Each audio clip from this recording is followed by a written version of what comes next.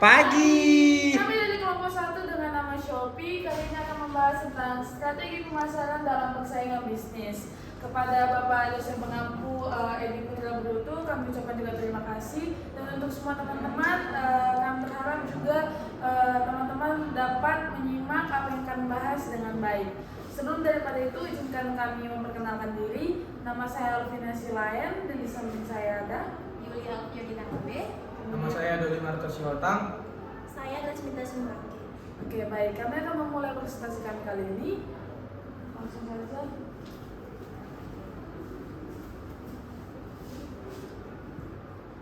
Iya, di sini kami akan membahas tentang pengertian pemasaran.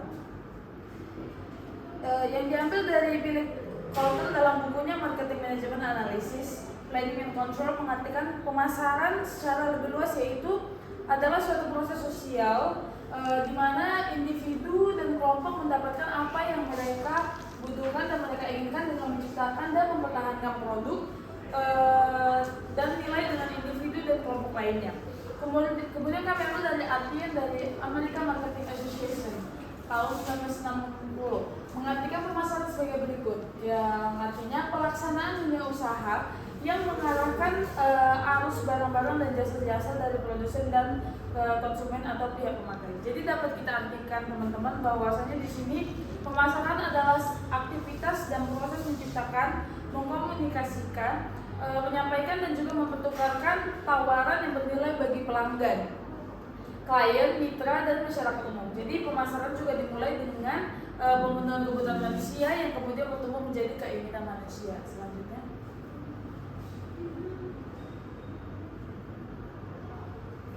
Kemudian saya akan membahas tentang pasar sasaran atau yang kita sebut dengan target pasar. Nah, pasar sasaran itu sendiri adalah sebuah pasar terdiri yang dari pelanggan potensial yang dengan kebutuhan keinginan tertentu yang mungkin mampu untuk ambil bagian dalam hal jual beli. Gunanya adalah untuk memuaskan kebutuhan atau keinginan tersebut yang bisa kita sebut dalam arti lain. Target pasar adalah suatu kelompok konsumen yang menjadi sasaran pendekatan perusahaan untuk membeli produk yang dijual. Jadi singkatnya, target pasar itu sendiri adalah kelompok yang akan dilayani sebagai konsumen. Baik, slide selanjutnya akan dilanjutkan oleh saya Yuli. Di sini saya akan menjelaskan strategi pemasaran yang pertama, ada itu segmentasi pasar. Jadi segmentasi pasar ini adalah kegiatan-kegiatan yang membagi pasar yang bersifat heterogen dari suatu produk ke dalam satuan-satuan pasar atau segmentasi pasar yang bersifat homogen. Contohnya seperti segmentasi pasar kosmetik, segmentasi pasar makanan, segmentasi pasar minuman. Jadi ada 3 kriteria yang harus dipenuhi segmentasi pasar agar proses segmentasi pasar dapat dijalankan dengan efektif dan bermanfaat bagi perusahaan. Yang pertama itu ada terukur, yang artinya segmentasi pasar tersebut dapat diukur baik besarnya maupun luasnya serta daya beli segmen pasar tersebut. Selanjutnya ada terjangkau, yang artinya segmentasi pasar tersebut dapat dicapai sehingga dapat dilayani secara efektif. Yang kedua cukup luas, yang artinya sehingga dapat menguntungkan dan dilayani. Yang ketiga ada dapat dilaksanakan, sehingga semua program yang telah disusun untuk menarik dan melayani segmentasi pasar tersebut dapat dilakukan secara efektif.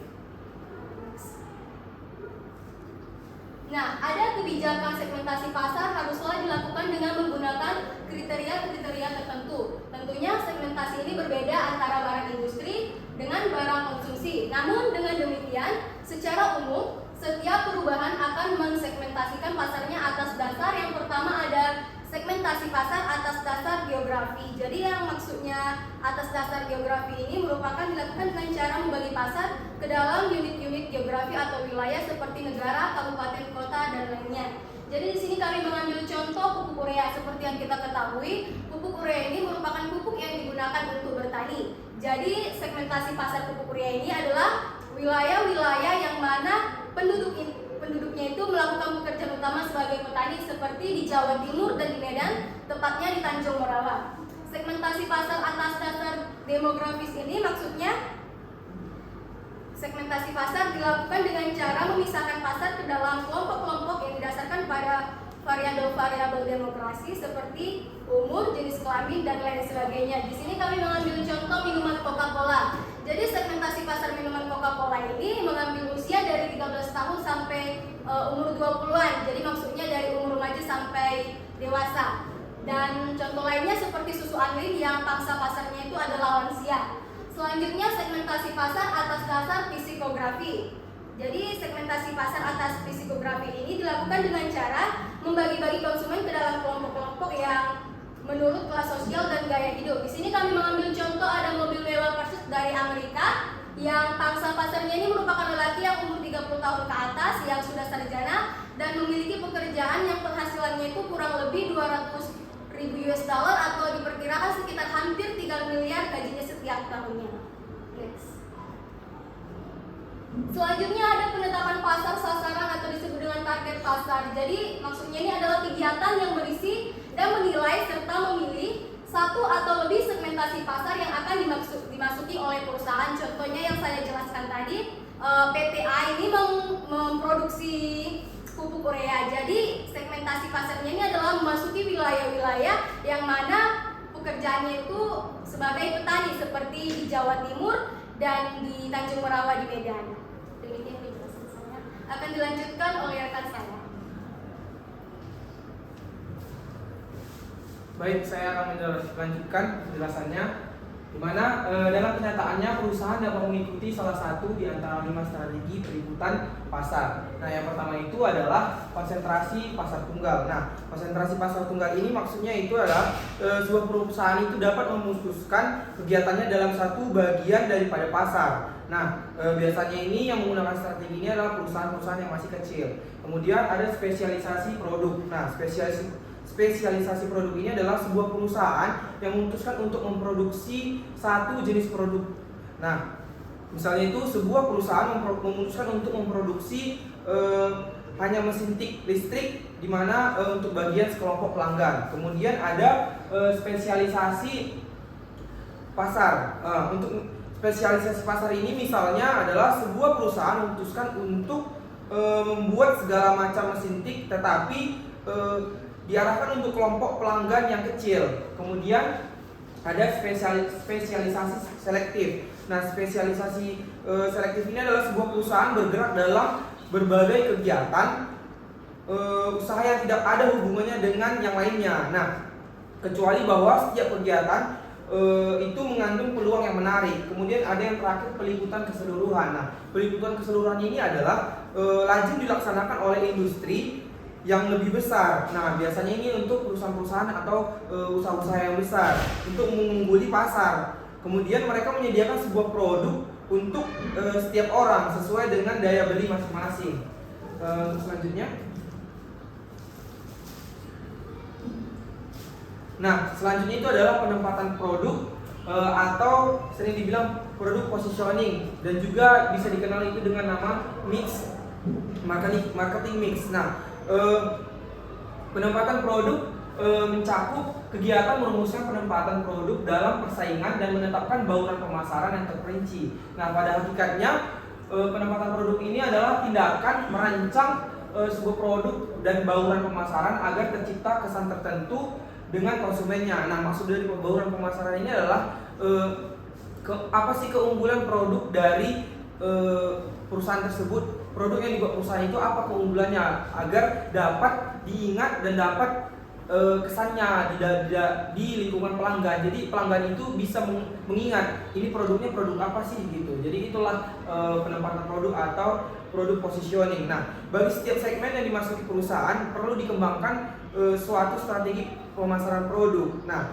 saat ini setiap produk yang beredar di pasar menduduki posisi tertentu dalam segmen pasarnya. Nah, seperti contohnya itu Pepsodent. Nah, Pepsodent itu kan digunakan untuk pasta gigi untuk membuat gigi tetap bersih dan kuat dan sehat. Nah, kemudian itu ada tolak angin, ada antangin. Nah, mereka memiliki bauran pemasarannya masing-masing, Mbak. Mereka memiliki penempatan produknya masing-masing gitu. Jadi mereka memiliki unggulan dari produknya masing-masing. Jadi mudah diingat oleh semua konsumen. Nah, apa yang sesungguhnya penting di sini adalah yang sesungguhnya penting dalam penempatan produk ini adalah persepsi atau tanggapan konsumen mengenai posisi yang dipegang oleh setiap produk yang dipasarkan oleh sebuah perusahaan tersebut. Nah, selanjutnya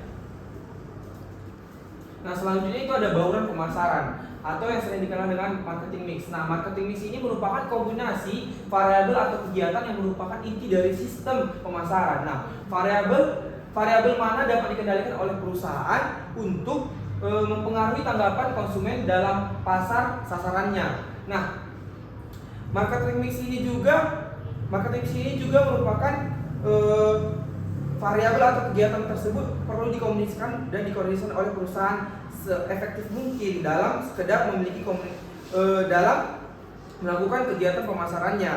Nah, menurut William J.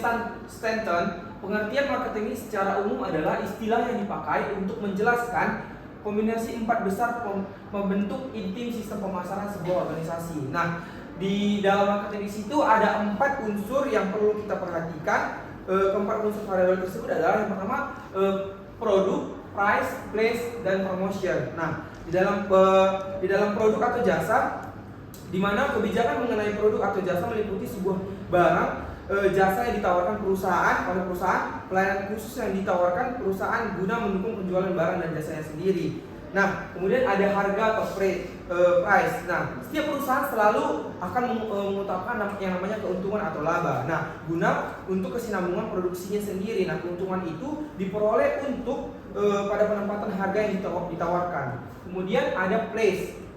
Nah, place itu adalah saluran distribusi. Nah, dalam saluran distribusi ini adalah menetapkan harga yang layak. Tahap berikutnya menentukan metode penyampaian produk jasa ke pasar melalui rute-rute yang efektif. Nah, hingga tiba pada tempat yang tepat. Nah, dalam place ini, dalam saluran distribusi ini ada beberapa yang harus perlu dipertimbangkan. Yang pertama itu adalah sifat pasar dan lokasi pembeli. Kemudian ada lembaga-lembaga pemasaran, terutama perdagangan perantara. Kemudian ada pengendalian persediaan, yaitu menetapkan tingkat persediaan yang ekonomis. Kemudian ada jaringan pengangkutan. Ya, ada yang terakhir itu adalah promotion. Promotion itu adalah bagaimana cara perusahaan dapat mempromosikan, dapat menyampaikan produknya itu kepada semua pelanggan. Nah, ada contoh-contohnya itu seperti membuat periklanan, kemudian ada penjualan produk atau personal selling atau langsung keterjun ke lapangan. Kemudian ada promosi penjualan. Kemudian ada publicity yang merupakan cara yang biasa digunakan juga oleh perusahaan untuk membentuk pengaruh secara tidak langsung kepada setiap konsumen atau pelanggan. Nah, demikianlah pembahasan yang dapat saya jelaskan. Selanjutnya akan disampaikan oleh teman saya Grace.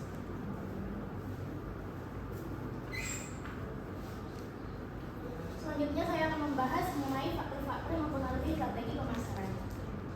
Yang pertama itu adalah rencana strategi perusahaan. Satu di antara berbagai tujuan perusahaan adalah untuk memperoleh laba yang optimal dan kegiatannya sehari-hari, khususnya kegiatan pemasaran. Untuk menjalankan kegiatan pemasaran tersebut dengan baik dan sesuai dengan sasaran yang diharapkan, perusahaan harus menerapkan suatu strategi yang tepat sesuai dengan lingkungan pemasaran perusahaannya.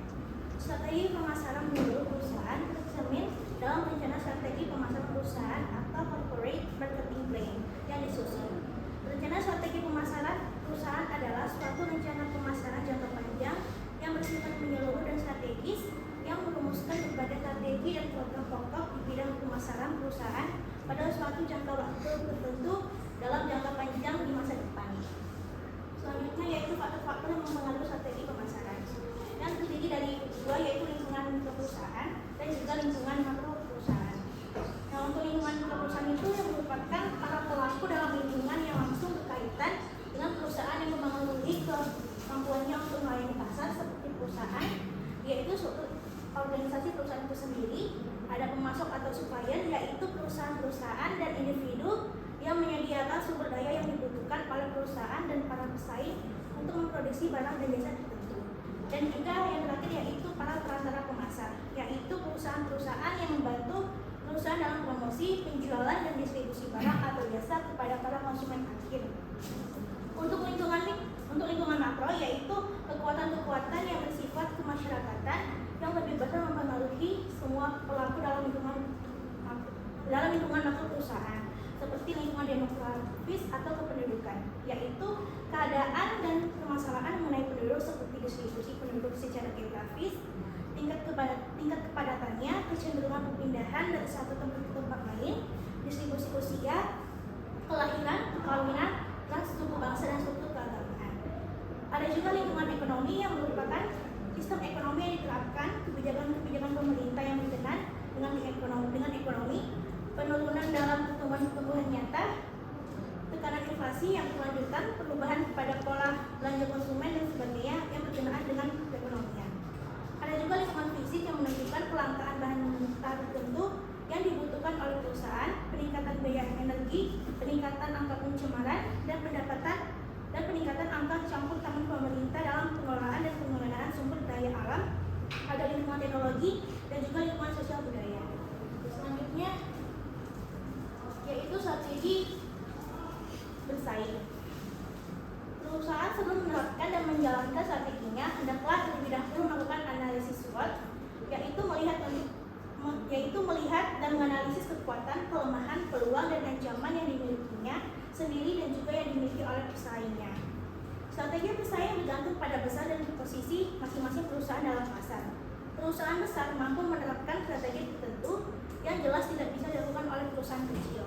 Tetapi hanya dengan skala besar saja tidaklah cukup, karena ada beberapa strategi bagi perusahaan besar yang mampu menjamin keberhasilannya. Akan tetapi ada juga strategi yang dapat menunjukkan dirinya sendiri. Begitu juga dengan perusahaan yang kecil. Sehubungan dengan besarnya usaha, maka dapat dibedakan menjadi 4 kelompok usaha, yaitu market leader menguasai 40% pasar, market challengers menguasai 30 pasar, market follower menguasai 20 pasar, dan juga market niche menguasai 10% pasar. Selanjutnya penutup. Kesimpulan dari makalah ini adalah dapat kita mengambil bahwa sudah layaknya perusahaan memiliki strategi pemasarannya sendiri sebelum mereka menjalankan ataupun memasarkan produk atau jasanya. Strategi pemasaran yang dibuat harus mempertimbangkan situasi dan keadaan perusahaan, baik itu lingkungan mikro maupun lingkungan makro. Perusahaan yang berjaya dan mampu mempertahankan serta meningkatkan lagi penjualannya di tengah-tengah pesaingnya adalah perusahaan yang telah berhasil menerapkan strategi pemasarannya serta strategi bersaingnya dengan tepat. Untuk saran dari makalah ini adalah untuk meningkatkan lagi penjualannya di tengah-tengah pesaingnya dan hendaklah dilakukan dengan mempertimbangkan kepada besar dan posisi masing-masing perusahaan dalam pasar, memperhatikan dan mempertimbangkan semua hal di atas. Maka dapat dipastikan perusahaan akan dapat menentukan dengan baik strategi pemasarannya serta strategi bersaingnya untuk tetap maju dan berkembang di tengah-tengah persaingannya.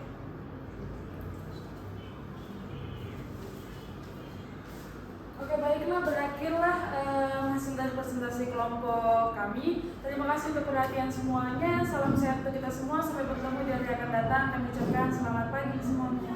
Pagi.